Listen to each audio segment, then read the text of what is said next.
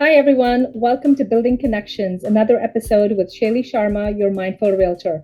Today on this episode, I have a dear friend and colleague, Rohini Arya, with Treehouse Staging, and she's the owner and founder of Treehouse Staging. So welcome, Rohini. Welcome to the show. Thank you, Shailey. It's a pleasure. Lovely to have you. I know that we met not too long ago, earlier this year, and we formed a pretty good friendship and working relationship. So I just wanted to welcome you, but also kind of tell us a little bit about yourself, where you originally from, and where do you currently reside, and a little bit about what services you offer. So, hello everyone. My name is Rohini Arya. I'm the owner of Treehouse Staging. I started this company in 2021, and I live in Frederick, Maryland. So I'm originally from India, and I came here about 12 years ago after I got married. So my path has been very different from what I have chosen to lead in the future. It's very different, but I'm totally enjoying it. And Treehouse Staging is actually a certified and a licensed company based here in Frederick, Maryland. It's been 2 years. And it's growing fantastically. It's growing just the way I wanted it to grow. I have 2 little children, so I feel like my time is mostly divided. And I have to give in a lot of time to my little ones. So I'm taking it slow. So like I said, it's growing the way I want it to grow, slow and steady with my wonderful realtor friends and wonderful friendships that I have made over the last few years. I'm getting consistent jobs. So it's going well. We offer vacant home staging and occupied staging to realtors, homeowners, and builders, investors all over Maryland, Virginia, and DC. So we travel wherever there's need. Okay. So wherever there's business, yeah. And so is there a radius that you would say that you cover, or is it pretty much like Northern Virginia, DC, and Maryland? That's your territory? Yes, no, okay. Yeah, that's my territory, yeah. Okay. And just so, how did Treehouse Staging come about? Like, what was the concept like? How did you start? Why Treehouse Staging? Talk to us about the name, because it's very intriguing to me. So if you have a backstory to it, I would love to hear that. So it is actually just by fluke that I came up with this name. There's no meaning behind it, but I was vacationing in Michigan with my sister when I was coming up with this company, and I was thinking of like starting something of my own, and what name would I give it? I think I was most excited about the name. So we saw a tree house in some backyard, and I just looked at it and I said, that sounds interesting. And I had a few other names shortlisted, but just Treehouse just kept coming back to me, and that's how I kept this name. I love it. It's so catchy. Thank you. Yeah. Yeah, a lot of people have told me that. Yeah, it sounds very magical, And I know you transform houses and that's your magic that you weave into the houses. So it's lovely. I think it's very so but tell me a little bit about staged and vacant houses, and what are you looking for in terms of like how your realtor friends can help prepare the house or help prepare the sellers and the clients before we bring you in or introduce you, right? So are there any tips that you can give us? So we work actually a lot with the realtors, and we have realtor partnership plans where we offer a lot of different services to the realtors because we know that it can really help them build credibility with their clients if they offer staging as part of their listing process. So once the realtor calls us and asks us to do a stage for them, we first ask if we can do a consultation with the homeowner. And most of the time, that's all you need to prepare the house for a potential, good listing. And we go in with about 2 hours consultation time, and we walk all through the house extensively. We give them lots of notes, a written report, and we do a full assessment of the whole house. So it gives them a good idea on how they can present the house in the best possible light to stage it. And then if they need us to come in and stage, we can use their furnishings as much as we can, and that would be an occupied stage. If it's a vacant stage completely, then we bring in our own inventory. We do it all from the stage and everything else. So the realtor doesn't have to do anything. And it just looks better. It shows better. The MLS pictures are great. And I think the house stays on the market a little less. So it works great for the realtors to stage the listings. Right. I think according to the National Association of Realtor, survey that they've done, the research shows that 33% staged homes sell 33% for higher price homes, right? And they stay on the market less. So days on the market at less, which is a win-win for any seller. So thank you for bringing that. Yeah, thanks for stating that as well. So my quick question, I know each house will be different because each house is, square footage is different, the number of rooms, the number of bathrooms, all of that. 2 hours, is that your standard first consultation, or is that what sellers should expect when they're hiring you? So most of the time we can do it in 2 hours if it's a larger home. Sometimes it takes even less, but there's no rule that we will be in the house for only that much longer. If it goes beyond that, that's no problem. We can go beyond that.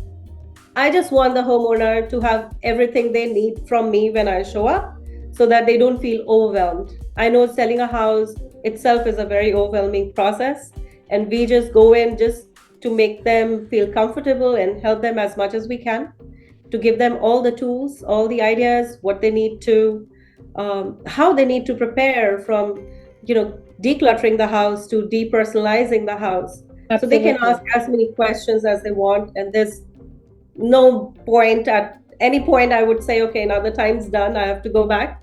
So they can take as long as they want. But about 2 hours is good enough. And I do send a written report after the end of the day so that they have everything in written and they can look at it and, follow as much as they want from that. And make their decision accordingly. Okay, right. I love that. So talk to me about, because you and I have spoken about folks who are actually not really selling their house, but they would like maybe just a design consultation. So talk to us about your design expertise and how you have helped clients kind of bring their house together. Maybe there are certain things that they need, they want to kind of upgrade it to a more contemporary look, or maybe they want some ethnic, or traditional transformation to their house. So talk to me about a little bit about that service as well, because I know not every stager will do that. So that's your expertise. So along with the staging business, we also do redesign, and we have e-design packages for different people, from even those that are not local, who are living far away. They can, tell us what they want, what are they looking for. And I just tell them that first, it's your lifestyle, it's your interior style. What are you looking for? How do you want to live? Trends come and go, that's different. But those who are living in the house, they need to decide what they want, and we go from there.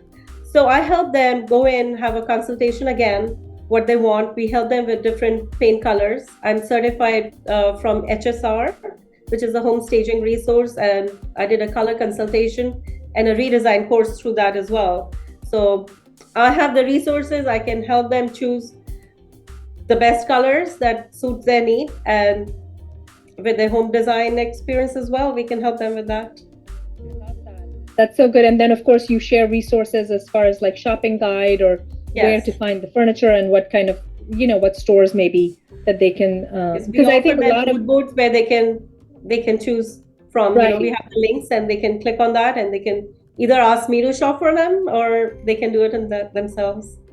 Love that. That's so valuable, because I know that I would definitely use that service for myself, and it holds a lot of value, because after sellers have lived in, we've owned the house, we lived in it for a while, you just want to tweak things up a little bit. You want to spruce up things, and maybe, because I know a lot of inventory being low right now, I know a lot of sellers are looking to just redesign and maybe not really move, or maybe that's not in your budget to kind of, move to a bigger, larger house, or downsize, whatever it is. So this feature, I think it really is of value. And I have had 2 clients ask me already about, how can I redesign? How can I have a new look to my house? So thank you. Actually, the 2 jobs, initial jobs that I got for redesign were through my stagings. I helped the seller sell their house, and they were moving into a bigger house, and they asked me to come and help them with their designing and paint selections and all that stuff. I helped them with their shopping. Yeah. So that was a good experience, and that's when I started to add this to my listings as well. Okay, excellent. So let's change a little bit, pivot a little bit into, of course, summer is here. So summer and fall trends. Can you talk to us about what you're seeing? What are your expert tips that we can kind of guide our clients through or get them excited about? Because to me, this is always fun. Staging a home is so much fun. And so what are you seeing, or what is your expert tips that you want to give us? So I feel like the trends in staging and for interior design are very different. There, people are actually living in the house. They want to design the house a little different. And how we tell people to stage their houses, or for realtors, we give them advice, is a little different from that. Because one way you are trying to sell the house, you just want a neutral palette to that. You don't want any of your own ideas to show in a house when you're staging to sell. And the other one is designing to live. That's a different process.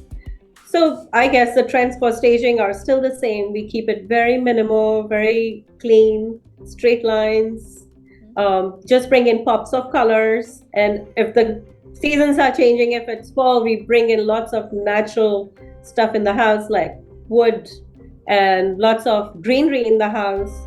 And the paint colors are very, very neutral as far as staging the house goes. So that's what we suggest, to keep it very clean and minimal, and let just the artwork do the talking. But if it is to live, then it's a little different from that. Then people want to have it more their own style and maybe a little bit more vibrant than that. Right. That makes sense. Yes. Thank you for that. What are some of the tips, or I guess for sellers, any particular tips that you want to tell your realtor friends? I know we've spoken about that a little bit, but anything that will make your life easier? Anything that comes to mind? Yes. So I guess the first thing that we tell everybody, in fact, if I'm meeting a home seller for a consultation, I think the number one thing we stress on is your packing starts now. You have to start decluttering the moment you think about selling your house.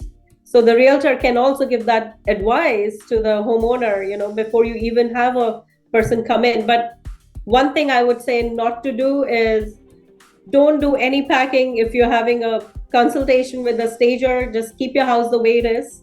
Because sometimes when we come in and the homeowner has already packed away half of the stuff, then we don't have much to work with if it's an occupied staging. Because sometimes, or most of the time, in an occupied stage, we use the homeowner's own furnishings, and there's so many things we can use for the staging itself. It can save them a lot of headache. It can save them a lot of money. Otherwise, we'll have to bring in our stuff, or we'll have to ask them to go buy new things. So don't pack till the stager shows up for consultation. But right after that, follow all the advice. Yeah. Just start packing, decluttering, depersonalizing your house. That can go a long way. Yeah, that's excellent advice. I like that. As you were telling me, I do have a particular house that's going to be coming on the market, and it's an elderly couple. And that's what we've been telling them: declutter, but also leave your furnishings, leave the furniture as is, don't sell, because they'll be moving out of state. So we're looking at, how best we can stage it, right? So there's that. What has... Sorry, it is very hard to tell elderly people to pack. I've noticed that. Yes, so it's a process. They have collected so many memories over the years. They have so many things. It's really hard to part with certain things. So one has to be like really sensitive when you're dealing with some people, especially elderly, to tell them, pack this away, because that might mean so much to them. But we just try our best to make them realize that now this house is, you have to look at it as a property, your most valuable property that you're trying to get money out of. It's no longer your home. It's for the buyers to come in and fall in love with your home, look at it as their home. So they have to take away everything that's personal to the sellers, pack it away. They don't want the buyers to come and look around and see your pictures and your memories over the years. but it can be tricky. It's a little overwhelming, I must say that. Yeah. Definitely. I mean, selling a house is overwhelming, period. And I totally agree with you that when we've lived in the house for so long, so it is really hard. It's an emotional decision. Right. Packing can bring up a lot of memories. So that's, we have to be mindful of that as well as sensitive, like you said. So that's really, What has some of your biggest challenge been in entrepreneurship, but also maybe if you have a client story or if you want to share a success story. So we would love to hear that. So when I started this business 2 years ago, it was very overwhelming for me as well, because it was like a shot in the dark. I had never done any business ever in my life. I used to be a flight attendant earlier. And then after I had my kids, I was working for Frederick County Public Schools for a while. And then when COVID happened and we all had the chance to stay home and think about what we wanted to do for the future, that's when I started to think about my passion, what I really want to do. So I guess I'm more of a creative person than the business side of it. So growing a business is very hard. Doing things with your talent and with your passion is one thing, but knowing the business side of it is very hard. So I've had the most challenges with that, but I've had some help from my husband. He's been helping me deal with that part of the story. Yeah, but that has been the most challenge, how to grow it.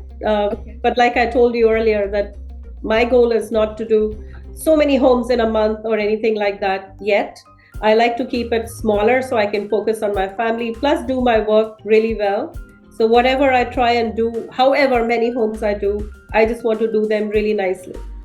And so it's make quality over quantity, right? So that's what. Right, and I'm sure the quantity will come at some point, but it takes a while to learn how to grow a business. So I'm taking my time to grow into that part. I've had some challenges. It's like with every job you learn and you do better for the next time. I guess the first home I did, one of the realtors, she's a neighbor friend of mine, she gave me only 2 to 3 days to prepare for it. And I don't have a habit of saying, no, I can't do it. I first say yes, and then I figure out, okay, how do I actually go about to doing it? So, you hustle. That's what you do. You get everything together, you put day and night in, and you just get it done. I guess I got the most good reviews out of that house because I put in so much effort into that house. Slowly I learned how to streamline things, how to make a process a little bit easier.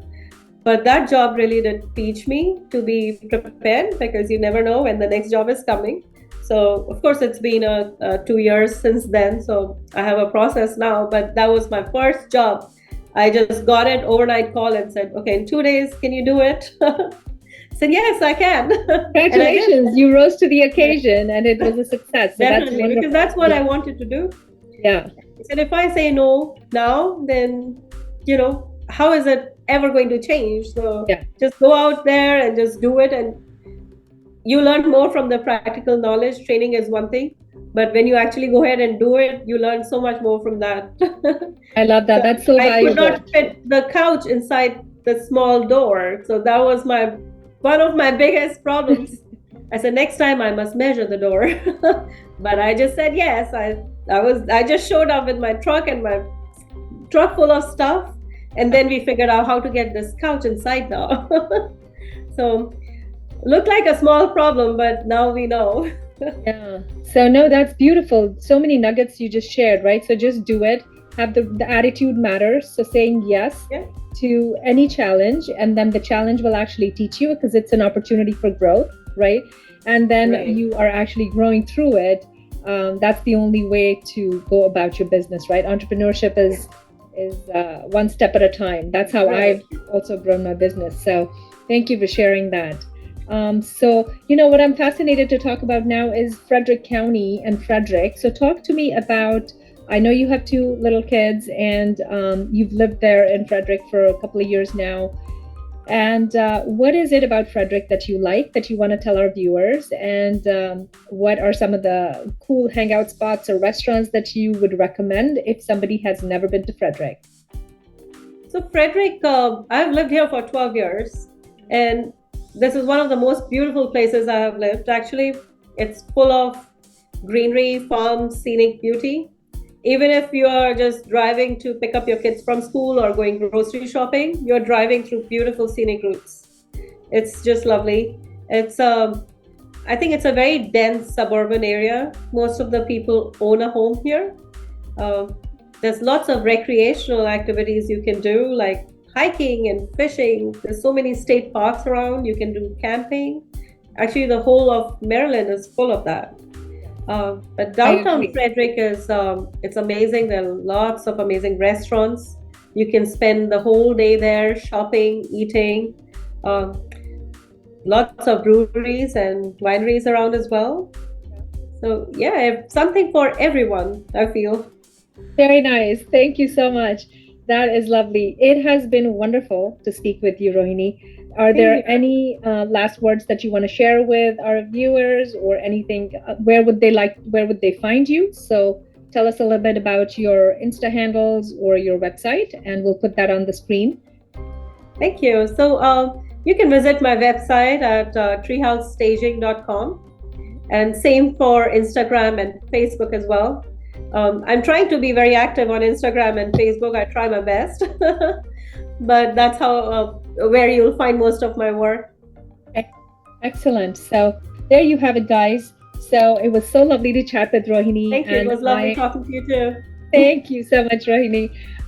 So we will actually be wrapping this up. Until next time, you know where to find me. If you have somebody who's looking to be featured on the website, please call me, contact me, DM me. Information is below. And for your real estate needs, Shailey Sharma and Associates at eXp Realty is always ready to serve you. Thank you so much for watching, and until next time, bye now. Thank you. Bye bye.